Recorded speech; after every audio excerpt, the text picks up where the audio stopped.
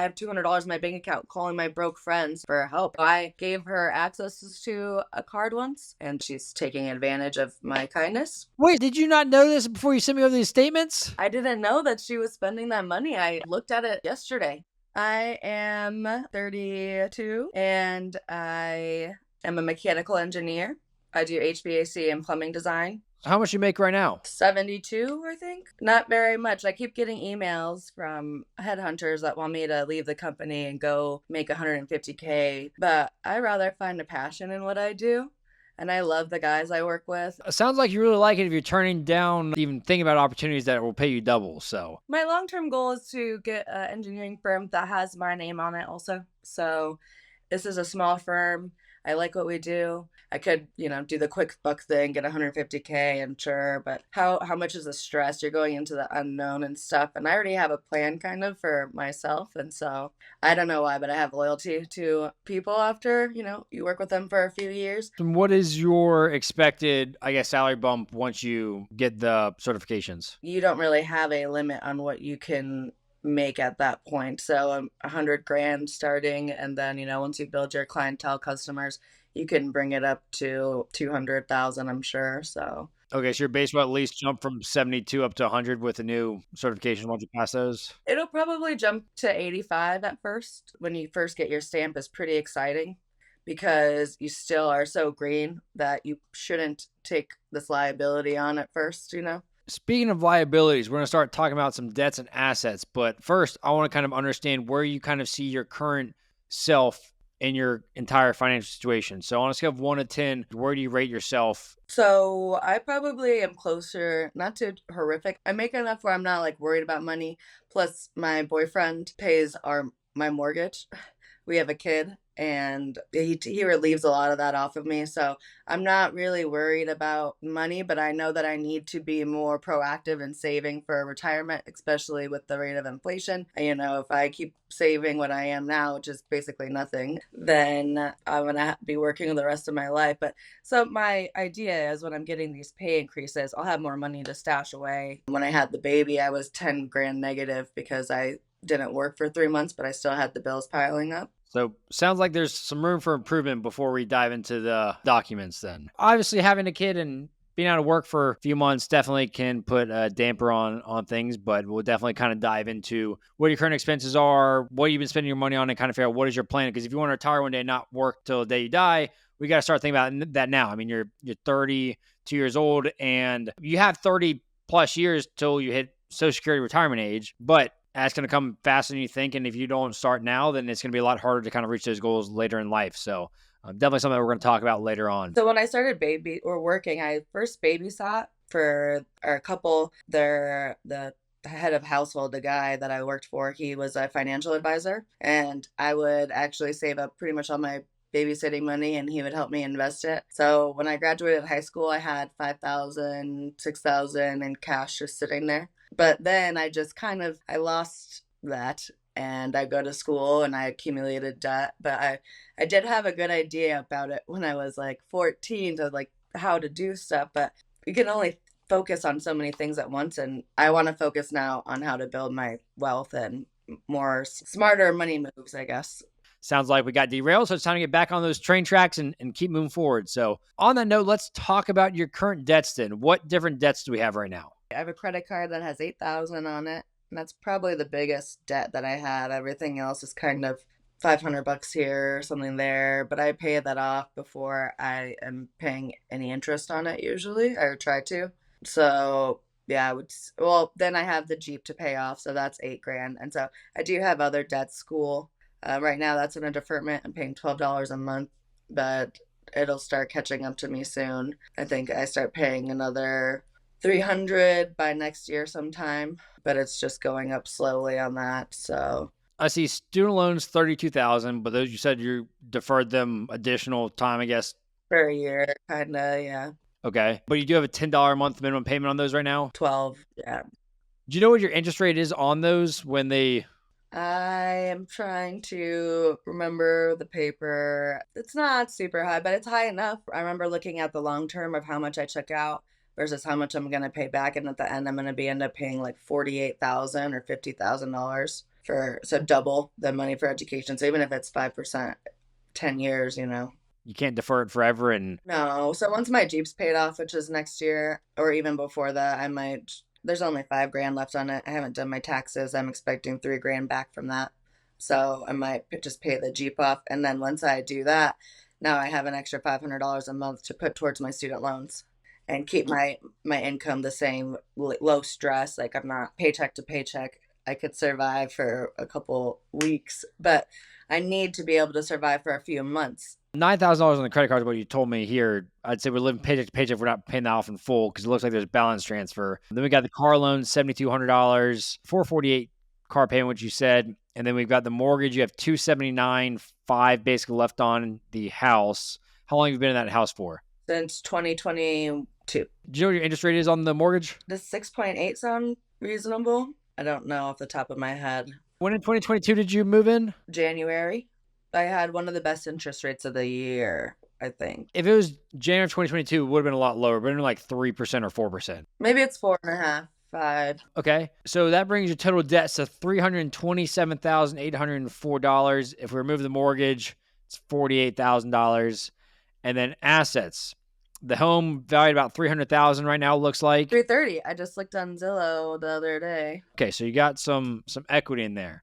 Current value of the car, $22,000. Is that accurate? Yeah, sounds right. What kind of car do you drive right now? I have 2 cars. My boyfriend's going to sell me a car right now for $1. That's going to be a Toyota Avalon. And then I have a 2018 Jeep Wrangler Sport JK. Okay, so you have a Jeep Wrangler, and that's one with the $8,000 left on it? 5, I think, 6. Yeah. And then the Toyota Avalon, why are you buying a second car from your boyfriend? No. It's for $1. It's my car, my Jeep. It doesn't have 4 doors, and I have a baby. So in order to bring the baby around, and he already had it in his company. So anyway, so he basically gave me a car so that I didn't have to sell my Jeep because it was the first car I've ever bought by myself, which I was still paying it off, but it means a lot to me. I like the Jeep. It means a lot, but also if you got $100 worth of insurance on it every single month and it's $1,200 a year, that could open up in your budget, which is definitely something to consider. If you're not going to be driving because you have a baby now, maybe it makes sense to get rid of it to clear off that debt completely, clear up that car payment, $448 immediately. I'm assuming you can get more than $7,000 for the Jeep right now. My dad actually drives my Jeep, and he doesn't have his own car, so I can't really. And he's my babysitter. That's why I don't have any childcare expenses really on there. That car payment is basically your daycare then. Yeah. Okay. That makes it a little more difficult then. Okay. And then we've got retirement accounts. $10,000 in retirement accounts? That's one. I have one through my company that I have another $5,000 on. And then I have a profit sharing plan with my company. And I think there's $12,000 on that. Okay. And is that profit sharing paid out as like a bonus, or how's that paid out? So basically, when I leave the company, I can take it out if I were to leave. Otherwise, I'm not exactly sure how that works. Okay, but you can only access it if you leave the company? I could go borrow against it, like take it out and pay it back into it.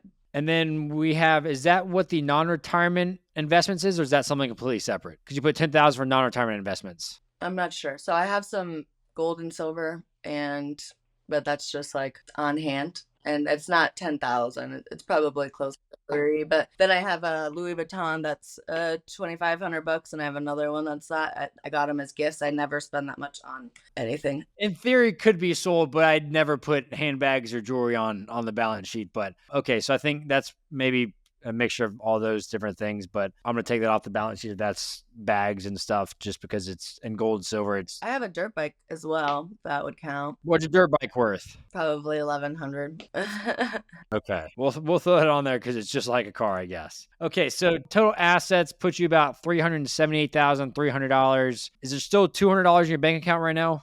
Yep. So $378,300 in total assets, put your net worth at $50,500 roughly. But definitely some issues right here. I see it off the bat. If we got $200 in your bank account, you got a house, you got a kid, that's not a very comfortable position to be living in with being a mother. So that's what I want to talk about. What are some different things that you're spending money on right now? What can we do to change? Because we need to be saving for now for emergencies, because you have a kid, if your kid gets sick, if the house, a pipe bursts, we've got a lot of debt. Just got to figure out how can you start saving for retirement too, and get out of some of these different things so that you can start saving and planning for the future. So you don't have to start freaking out when you're 50 years old. You have time on your side right now to start making these decisions, and you can be in a drastically different position 5 years from now, 10 years from now, especially 20 years from now, if you start taking action today. So definitely those are some things we're going to talk about over the next little bit as we dive into your transactions. So I'm curious, what was your childhood like? Where did you grow up? And what did your parents teach you about money? My dad's more like free willy with money. He does not care. As long as he has enough, like he has no savings, no nothing. He broke his neck when I was in 8th grade. So he couldn't work for a few years, got workman's comp. So I guess instead of fighting the nature of where our life was going, he kind of just dove more into a bottle. He got sober 2 years ago. I'm so sorry. I jump around. I just, it's hard to talk about a little, but he's been sober for 2 years and he looks better and he is still terrible with money because he gives it all to my nephew, but he's happy and I guess that's okay. And he's my babysitter. He gets the car and the money for that, like $100 a week. It's nothing. He makes less than $5 an hour if you like really write it down on paper. It's terrible. But then he gets Social Security and he loves, I mean, I wish I could stay home and do what he does, but I enjoy my job. Does he live with y'all? No, he lives with my mom. That makes sense. I'm assuming growing up, there wasn't much money talks in it, sounds like, with your parents. My mom was always about saving. She actually gave me the money to buy the house.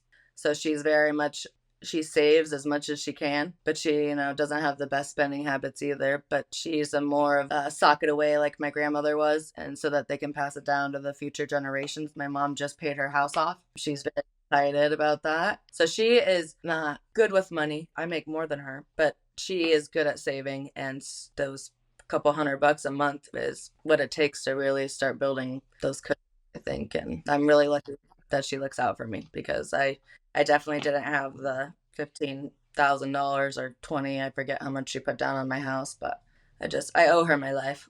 Now it's figuring out how do you take that and continue to build wealth and kind of change your future trajectory and for your kid too and future kids. Let's go through your monthly budget then and expenses that you sent over. So right now it looks like you're bringing home your net income's just over $4,000. Your mortgage $1,600 a month, but you said your boyfriend's paying for all of that right now? Yep, the whole thing. I paid $125 for my HOA fee, which I'm also on the board of my HOA here too. Okay, so you got $125 in HOA, but your mortgage, I want to take that out since you're not paying any of that. Home utilities, how is that split? Or is that all boyfriend? Or is that? I pay all the utilities since he pays the mortgage. Okay, so utilities $400 a month, HOA $125. So your housing expenses are $525. Your car insurance is $210. Car payment is $448, and then gas $150. So about $808 a month in transportation payments. Groceries is $0. Is that mainly covered by the boyfriend? Yep.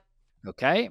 So your total necessities is $1,300. Phone bill, $141. Actually, that's just going to drop off. I just finished paying my phone off. It'll be closer to $100 a month.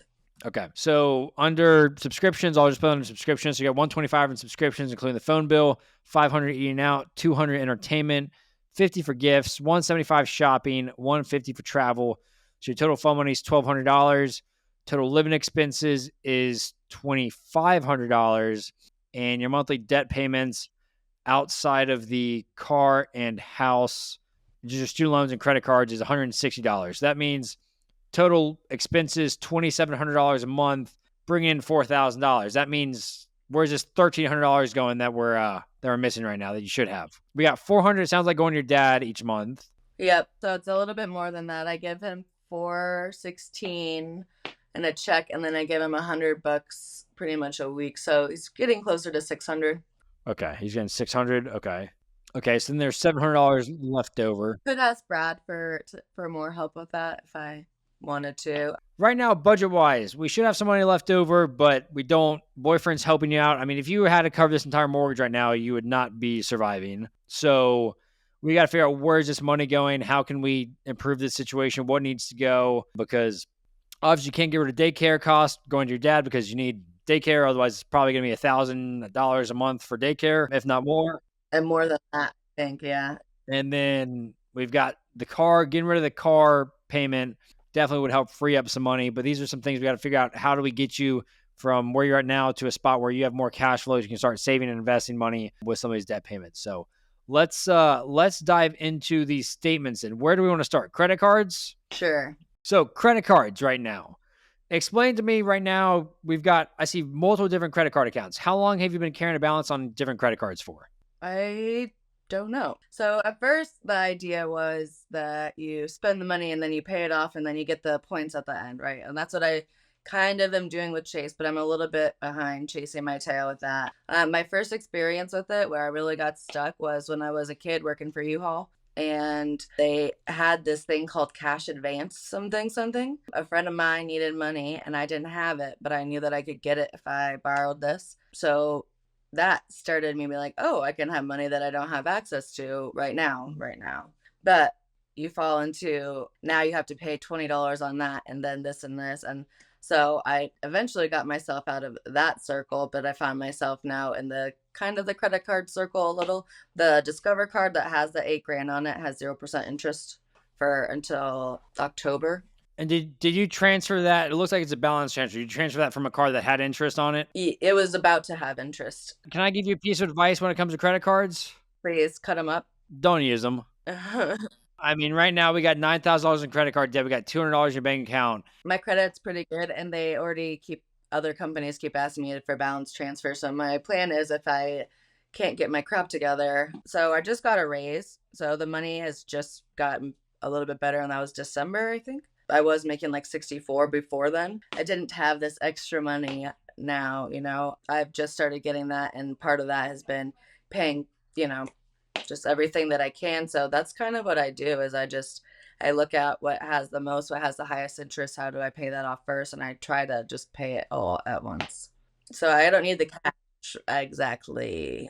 You don't need the cash back because I can promise you've probably paid more in fees for balance transfers and for just interest on the other cards than it's worth. And until you can prove, hey, I can pay a credit card off in full every single month, it doesn't make sense because like it just puts you in it opens up opportunity to pay interest, and you don't want that right now because you could be on a trajectory to pay off this by the time the interest starts this fall. But say your tire goes flat or something, and you start swiping again, and then you carry that balance, it kind of screws you. And balance transfers are great for short term, but all it is just putting a band-aid on a leaky bucket, basically. And at some point, there's going to be more holes that pop out. At some point, something's going to hit it, and it's just going to cause issues. So it's like you've got an Amazon card that's got a $500 balance, and last month you spent $228 on it. That was me borrowing someone money. So that's also what a lot of my money goes to is people know that I'm successful. So they will ask me for stuff and like anything, I always give her $100, 200,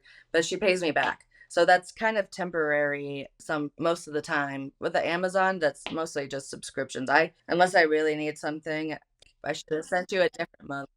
$228 on Amazon last month, and you paid $29 towards this card. So it's like this card is just costing you money every month. I have that on automatic payments. And so sometimes I forget that comes up. So then by the time the stupid payment $29 goes through, I need a better system of keeping track of when the bills are due. Because your better system is not have 6 credit cards, cut up all of the credit cards, pay them off from the smallest balance to biggest, and then close them. Because right now it's like you've got one credit card. We got a Care credit card that has a $500 balance. We've got a Capital One card that has a $200 balance. We've got a Discover card that has an $8,000 balance. We've got a Sephora Visa card that has, I don't know what that balance is loading right now. That one's a 0. That should be 0. Okay, that one's 0. So that one needs to be cut up. We got a Home Depot one that's got a 0 balance. That one needs to be cut up. Right now, we got 6 or 7 different credit cards. So it's going to be difficult to track when payments are, how much is due, how you pay it off faster. Or you're like, hey, I'm only spending $100 on this card this month, but you do it across 8 different cards. I mean, it adds up quickly. So especially when you're trying to get out of debt. And like what I want for you is I don't want you to be in a spot where you got $200 in your bank account. You are a mother. You have a house. I want you to be in a spot where you are empowered to tell your money where it's going. But right now, it is scattered all over the place. It's hard for me to track. I can promise you it's probably hard for you to track. And by having just options of having 6 different plastic cards in your wallet right now, when you're trying to get out of debt, it just opens up opportunity to spend $200 on Amazon. I can promise you that $200, if you didn't have that card, if you didn't have Amazon Prime, that you probably wouldn't spend that much money. And it'd force you to have to go to the store, and you'd probably spend less money or you wouldn't buy any of it. Right now, when you're trying to get out of debt, we have to eliminate options for you to go more into debt or to spend money. It needs to be figured out how can you conserve money, how can you use that towards paying off debt. And by having these credit cards open right now causes you to spend more money. And yes, closing up some of these accounts might hurt your credit score, but what matters more, your credit score or getting out of debt? I'm not trying to buy a house right now, so probably getting out of debt. Not trying to buy a house right now, not trying to finance a new car because we already got mortgage, we already got a car loan. So it's like, okay, credit score can take a hit for a little bit. It doesn't matter. But it makes it sound so fun. If your credit score is you're doing it right. I just and then I get into the mindset of, look, I have $60,000 in free credit. If I wanted to freak out and I have this cushion that I could, it's just not. And it'll take you 50 years to pay that credit back if you swipe it that much. If ever, I might be leaving kids with the debt and that. For example, this Discover card, you got an $8,200 balance on it. Last month, do you know how much money you spent on Uber Eats and Postmates and eating out? That wasn't me. I did one of those, but I never have Postmates. I'm telling you, my girlfriend got my credit card and I'm working on having her pay me back. I do Uber Eats like once a month, maybe twice a month, but I don't do it 5 times in a day. Don't do it on a Thursday. So that I just found that before when I was looking at my credit card yesterday, and I have to make a phone call to. Wait, so did you not know this before you sent me over these statements? I didn't know that she was spending that money. I looked at it yesterday. Yeah, that is another reason we need to close this card. You got your friend spending your money right now and racking up debt for you. Yes, I know. Nadine, that is insane. Your friend is stealing money basically from you. That is wild. Yes. Have you paused the card, closed it, frozen it? Yes, I locked it right away. They're locked. There's no one. I did not spend that though. My boyfriend makes all my food. I don't cook, but he is very on it, and Okay, well that is shot. I mean, this is going on from January 19th to February 15th. So that is still over a month ago and you just now caught it. So I don't even want to know what's happened in the last month. I just caught it and I haven't called her out on it yet, but I'm gonna, because I know who has the number and I know who uses Postmates on that stupid card.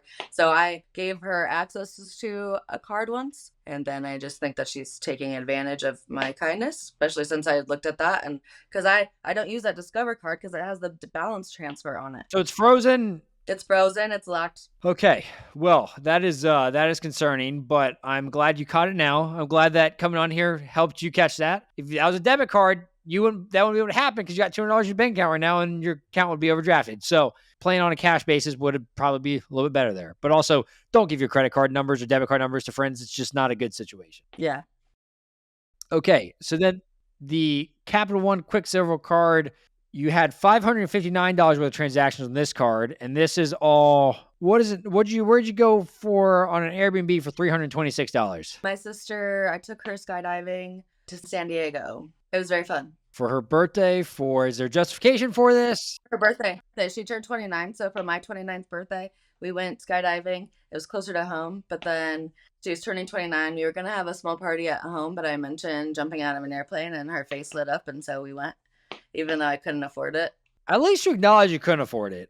I didn't have to be the one to say it. But again, these are things like, it's like you have spent probably $500, probably some more money on going there, food, etc., Airbnb, and it's like you have to prioritize helping yourself before you can help other people. But whether it's giving friends and family money, buying them gifts, you need to put yourself and your baby first and foremost to make sure you have money for emergencies, for a roof over your head.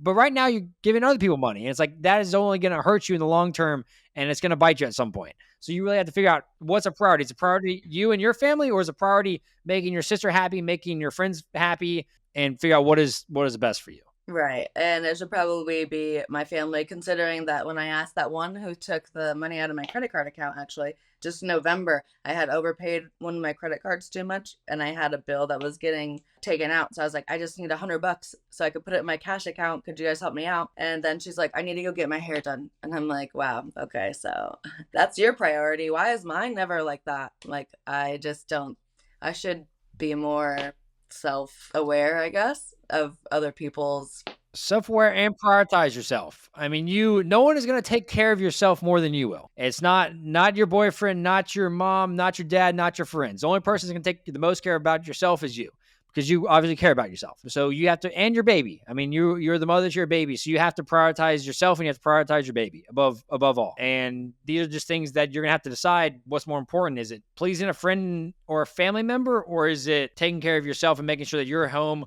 your house, your roof, your food on the table, your car payment is made before anyone else sees a dime?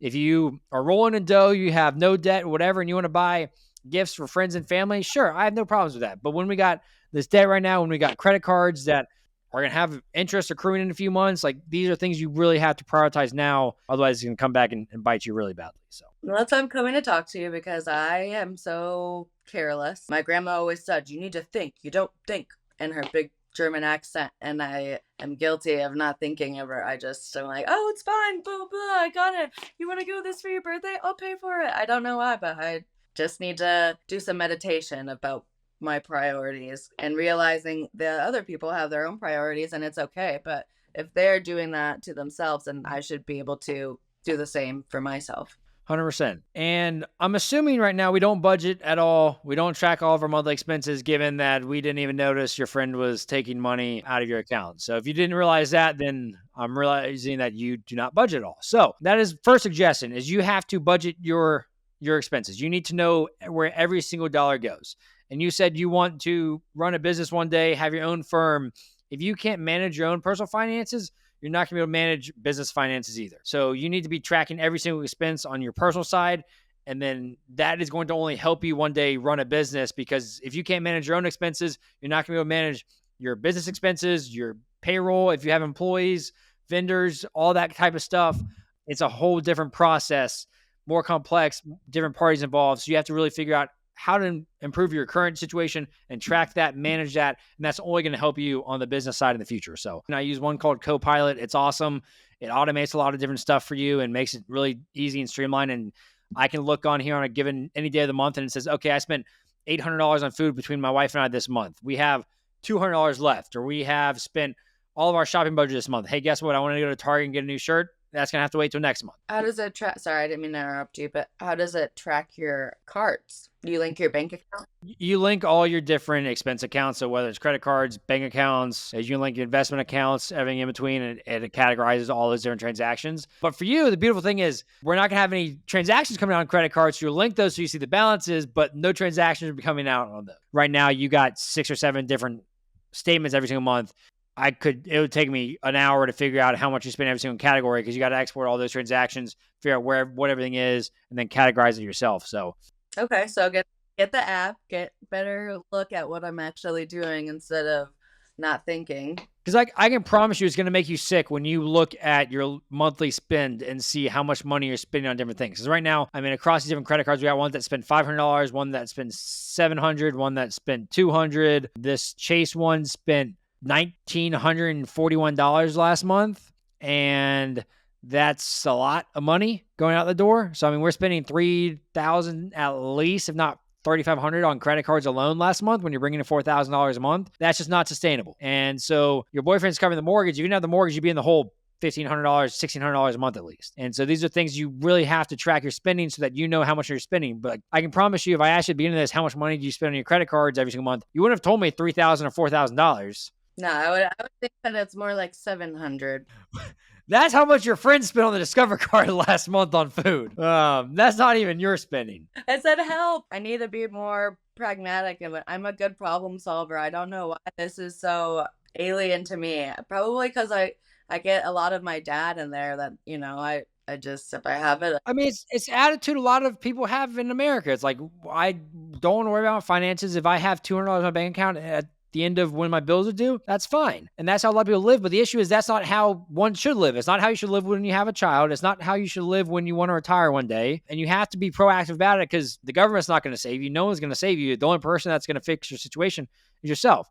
But like on this Chase card, I mean, we've got eating out is definitely a problem, it seems. We've got a lot of eating out. We've got your smoke and vape shops. We've got liquor store. We got Quick Trip. We've got Dave's on Northern. What is that? You go there a few times in Phoenix. It's right by my house. I like to grab a drink after I get off work and go home. And Okay, so we got that. What is Malo Glow LLC? get facials. I'm going tomorrow. Nadine, $100 facials. I'm not doing my nails. But I like my face to look clear. That wasn't on the budget, so we can add an extra $100 on the budget for personal care right there. Yeah, that's a lot. I don't buy makeup. I'm not, buying a bunch of clothes. I'm not spending money on. Whoa, once a month we got it on the 12th for $100 and we got it on the 24th for $80. Wait, the Molo Glow thing? Yeah, the 12th of January and the 24th of January. You went to it those 2 days. So I'm part of a membership, and it's $100 a month. I should never pay anything more than that. I will look at that. Thank you for bringing it up. I need the app to watch. I might save you another $79 right now. The amazing things that happen when you look at your finances. And then we've got, for example, we've got a discount tire. So I'm assuming you had to get something fixed on your car. So it's like, that's why you got to have money in your bank account. And you got to have an emergency fund because things like that happen. Thankfully, it was only $118. It wasn't $1,000 worth of tires or a new engine or something. But that's reasons why you have to have emergency funds because stuff is going to happen. But yeah, I mean, this entire card is basically eating out. There's a few different doctor's appointment looks like on here, some gas, but I would say at least $1,000 is eating out on here, if not more. And you had on the budget $500 in eating out. I play volleyball once a week on Wednesdays. I always use my card, and I pay for the court, so that's $20. Plus, I have 2 Trulies, and those are $8 a piece, I think. So I get paid back. That's just a fraction of the $2,000 right now, Nadine. I get $20 back from that though, and then I give that money out in my car to homeless people. So I don't. That is a real expense, but I could make that $20 less if I stopped giving money away. But that $20, that's be like, and then sometimes it's 40. Sometimes it's 40 if we get 2 quarts. So then if that's $40, and that's something called Victory Lanes. That's what you should see on there. That's not even on this Chase card. Victory Lane. It should be. Maybe it's called something else. Sports complex, anything like that. There's physical therapy is only one for $40 I see on here. But anyway, $40 a week is not $2,000 a month. So I mean, there's a lot of different expenses happening on here on this statement. That's just being enabled because you have a credit card account, which again is why you have to close these accounts. You have to cut off the cards because it's just enabling bad spending. And the worst part is we haven't even dug into the debit card statement, have we? I gave you that today or yesterday, right? So I see that now, and let's see what's in here. We've got some Venmos and Uber. Why did we spend $304 on Groupon on February 2nd? There's 2 transactions, $600 on Groupon. that is the skydiving. Oh, so the skydiving was, okay, so between the Airbnb and the skydiving, we spent over $1,000, and that does include food and everything. Nadine, okay. You must really love your sister. I do. Spending your last $1,000 right there on that. Okay, and then you spent $416. You wrote a check on February 2nd. Do you know what that was for? That's babysitting to dad. Okay, so I see a lot of different credit card payment stuff on here. There's not too many debit card transactions. There's a few like the Groupon one, but really not too much on that. So that is good at least. What are we transferring money to Robinhood for? $200. I invest on Robinhood. So 2 things. One, do you know what your car loan interest rate is? I should empty out my Robinhood and go pay down the car. Well, do you know what your interest rate is on your car loan? 5.9. 5.9. Okay, it's not the highest or not the lowest. I'm a proponent of paying down all debt no matter what, except mortgages. If it's a super low rate, if it's 3-4%, then that's fine. But you could go the route of emptying your Robinhood. You could go the route of just, hey, let's just let's just at least pause all investing. I mean, transferring $200 a week there when that could be going towards, or a month, when that could be going towards paying off these car loans faster, that could be going towards paying off the credit cards faster. That's something that I would personally be a proponent of because it just helps you focus. Do you want to focus on paying off debt? Or do you want to focus on investing? And if you try to do both at the same time, it's going to be slow progress on the debt side. It's going to be slow progress on the investing side. And it's going to cause you to be demotivated on the debt side and not get after it. So what I'm a proponent of, hey, let's stop investing. If you have a 401k match at work and it's like a 5% 401k match, yeah, I can be a proponent of, hey, get that match and that's it. Go up to the match. But then after that, everything should be going towards debt. And once the student loans or car loans, credit cards, and student loans are paid off, Then we can start worrying about investing and start saving for retirement even more beyond that. But right now, if you try to throw an extra $200 towards investing, that's really not going to move the needle on the investing side. So you might as well use that to pay off these smaller credit cards as quickly as possible and start getting momentum going there versus trying to play both games. Does that make sense? Yes. Yeah, this is why I came to talk to you so that I could do like at least there's some easier stuff. I mean, I'm gonna have to work on my spending habits, obviously, but Had to work on it a lot. yeah, Do you know the different ways to pay off debt? no. Avalanche method is you list all your debts out from highest interest rate to lowest interest rate, and you pay the highest interest rate debt off first. So if you have one of these credit cards that has a 29% interest rate, whether it's $200 or whether it's $10,000, if it has the highest interest rate, you pay that as much as possible until that's paid off, and then you move to the next one. The other route, which I like better, is called the debt snowball route, and you list all your debts from smallest to largest. So we have a credit card balance that's $500. We've got a credit card balance that's $200. So we do list a $200 debt payment first, then the $500 one, and then the next one, then the next one. And you pay the minimum payments on every single debt, including the car loans, student loans, and then everything extra. If it's $500, will go towards the smallest loan first. So that $200 payment you should clean up in a month. And if there's extra left over, that goes towards the $500 credit card balance. And if there's anything left over that, then goes the next one. And every single month you pay the smallest balance first. So that opens up the minimum payments. That opens up just closing these accounts to get rid of them. And then you start getting more momentum that way. And by the time you close 2 or 3 or 4 of these, you're like, okay, I'm making progress. I've closed or paid off 4 out of 6 credit cards. Yes, I still have the $8,000 balance one left, but I've paid off 4 credit cards. I can do this. And then you start getting momentum and start getting that. It's more of a psychological thing in terms of interest. Yes, you might pay a little bit more in interest on that route, but in my opinion, it is a lot better because it's all psychological. You got into debt because of psychological. You saw something and you wanted it. So let's figure out a psychological way to get out of debt. Obviously, everyone knows if you have a high interest rate credit card, you're not winning that game. It's financially, mathematically wrong, but you still didn't listen to it. So why try to do a financial way to get out of it? Do a psychological approach. And so you've got $200 credit cards. You've got ones that are at zero. Cut those up, cancel them, be done with them. And I'd be listing your credit cards out from smallest to largest, the car loan. And even though the car loan is a lower balance than the Discover credit card, that's $8,000, I would kind of finagle that and I would put the credit card first. The interest is lower on that one. That's why you would do that. So I would do it because if you don't pay off the credit card before the interest starts accruing, you're going to screw yourself. So like the 6% car loan, they're about the same size in terms of price, $7,000 versus $8,000. But that $8,000 credit card needs to be paid off first because otherwise you're going to screw yourself when interest resumes. So that'd be the only kind of change I'd make in terms of the debt snowball method. And I'd be cleaning up all the credit cards first, then the car loan, and then the student loans after that. Does that make sense? Yes. I mean, right now, your main steps are, first and foremost, you have to budget. If you can't understand where all your money's going, if you don't know where it is, if you don't look at your statements. What is bud? Could you spell that? Budget, BUDGET. So what budgeting is you have income. So $4,000 a month is how much you receive in your bank account. And I know, and it says that's good, but apparently I...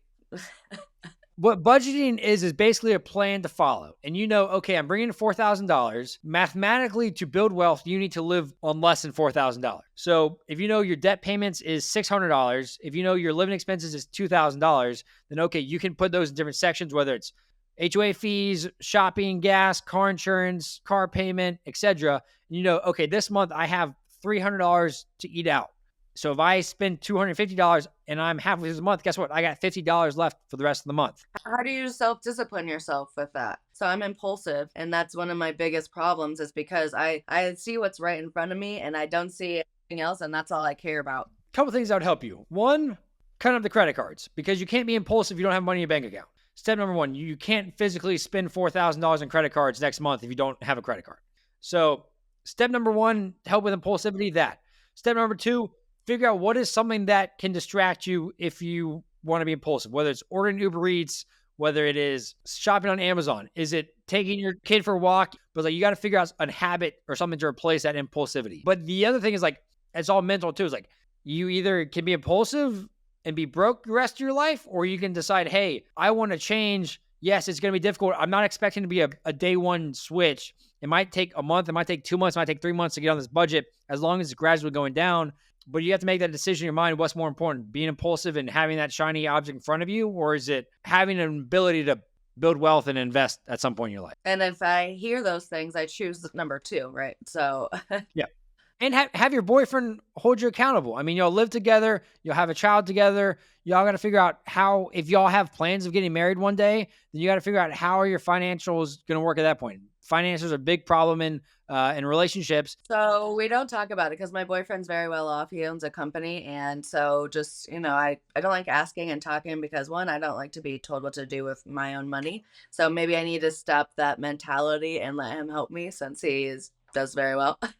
And he has another house over in another part of town too so he lives with me. So that could be something saying like asking him for help. Say, hey, do you budget or how do you do this? These are something I'm working on and I want to improve my financial situation and I need someone to hold me accountable. I need someone to check in on me every single month or every single week and say, hey, Nadine, how's this going? How's this progress going? And if he loves you, he's going to be your cheerleader. He's not going to get mad at you. He's going to help and encourage you along the way. And it's a very difficult process to do alone. And if you have people backing you up, cheering you on, it's going to be a lot easier. If he knows, hey, you're going to pay off this credit card by August, you don't want to let him down. You're not going to go and spend $2,000 on eating out or whatever this month and do that. So it's like, that's going to help hold you accountable to ensure that you are making steps in the right direction. So like accountability buddies are a big thing when it comes to paying off debt or building wealth. It's a lot easier to go through life as a team with a team around you versus doing something by yourself. With that, we need to be cutting up the credit cards, because obviously you can't be trusted with credit cards, as we've seen with these, whether it's your friends spending on your credit cards, you spend on your credit cards. We've got 6 or 7 different accounts that are money flying elsewhere. That's going to help reduce the impulsivity, because if you have $200 in your bank account, you'll probably second guess going to get a facial for $100 next week. You're probably going to second guess going and getting a drink after work every single day for $25 because you have a baby at home that you need to put food on the table for tomorrow. Well, as the food, see? So I'm just kidding. But no, I know you're right. Okay, eating out at some of these restaurants or going skydiving for $1,000. Sometimes experiences are worth more than whatever I can't see if I'm old. Sometimes. I will give you one. I should not do once a year, though, for her birthday is not that bad. That $1,000 could have paid off like 3 of these credit cards. And yes, I don't disagree. Once a year is not bad, but when you give someone an inch, they take a mile. And that once a year turns into 3 times a year or 4 times a year, and it adds up quickly. And I'm not saying don't ever have fun again, but wouldn't that vacation be a heck of a lot better a year or 2 years from now when you have no credit card debt, you have no car loan, and you're attacking your student loans? Then you can be budgeting every single month.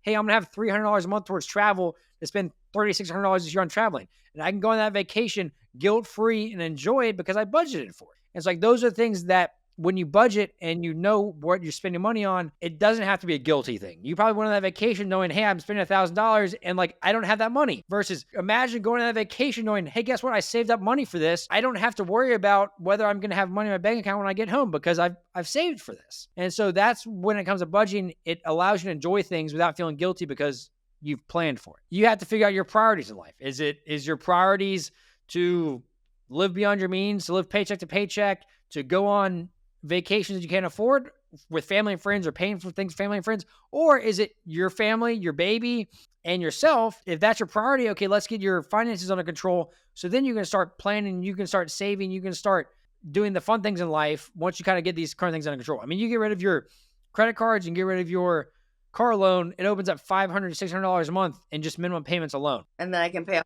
student loan. That's a lot of money. Student loans, you can attack the student loans a lot faster. And even maybe you get $600, maybe you give yourself $100 a month for traveling extra every single year. You don't have to go the full, hey, you're throwing $600 a month towards the car loan and credit cards to let's throw all 600 student loans. Maybe you give yourself a break. Maybe say $100. You can't give yourself, that's kind of where it gets slippery. You give yourself an inch and you're going to be like, oh, it's $300 and that's it. But if you give yourself a little bit of leeway to enjoy life, I'm okay with that too, as long as we're still doing like 75 to 85% of the money going towards the debt payment. But you have to figure out your priorities there. And then once you figure out your priorities, cut up the credit cards and budgeting, now you got to do the debt snowball route to pay off these debts. Credit cards first, then the car loan, and then the student loans. And then guess what? Once you have all this paid off, house. Yeah. And then you can I would start saving for retirement. And then if you want to start paying off the house and attacking that and have a goal to pay it off early, I think that's a great goal. But right now we got to pay off the debt first so you can even afford your rent or your mortgage, because right now you're not even paying for your mortgage. And that's what makes me the most mad, I guess, because I don't live in it's a nice HOA, but it's like not Scottsdale. I thought that I would be somewhere else, 5 years into my career and stuff. And It has a lot to do with me not budgeting, and I'm really excited to try to start it.